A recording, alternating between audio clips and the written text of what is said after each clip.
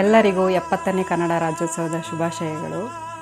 ಈ ಶುಭ ಸಂದರ್ಭದಲ್ಲಿ ರಾಷ್ಟ್ರಕವಿ ಕುವೆಂಪು ಅವರಿಗೆ ನಮಿಸುತ್ತಾ, ಕುವೆಂಪು ಅವರು ಕನ್ನಡದ ಬಗ್ಗೆ ಹೇಳಿದ ಪ್ರಮುಖ ಮಾತುಗಳನ್ನು ನೆನಪಿಸಿಕೊಳ್ಳೋಣ. ಜಯ ಭಾರತ ಜನನಿಯ ತನುಜಾತೆ, ಜಯ ಹೇ ಕರ್ನಾಟಕ ಮಾತೆ.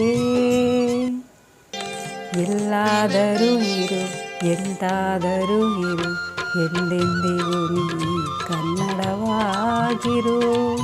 ಕನ್ನಡವೇ ಸತ್ಯ,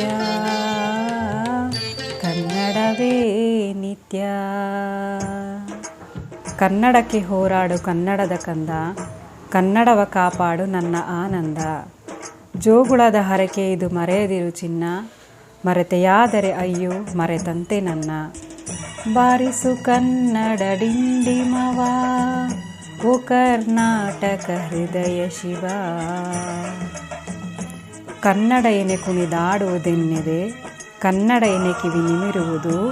ಕಾಮನ ಬಿಲ್ಲನ್ನು ಕಾಣುವ ಕವಿಯಳು, ತೆಕ್ಕನೆ ಮನೆ ಮೈ ಮರೆಯುವುದು. ಕನ್ನಡಕ್ಕಾಗಿ ಕೈ ಎತ್ತು, ನಿನ್ನ ಕೈ ಕಲ್ಪವೃಕ್ಷವಾಗುತ್ತದೆ. ಕನ್ನಡಕ್ಕಾಗಿ ಕೊರಳೆತ್ತು, ಅಲ್ಲಿ ಪಾಂಚಜನ್ಯ ಮೂಡುತ್ತದೆ. ಕನ್ನಡಕ್ಕಾಗಿ ಕಿರು ಬೆರಳೆತ್ತಿದರೂ ಸಾಕು, ಇಂದು ಅದೇ ಗೋವರ್ಧನ ಗಿರಿಧಾರಿಯಾಗುತ್ತದೆ.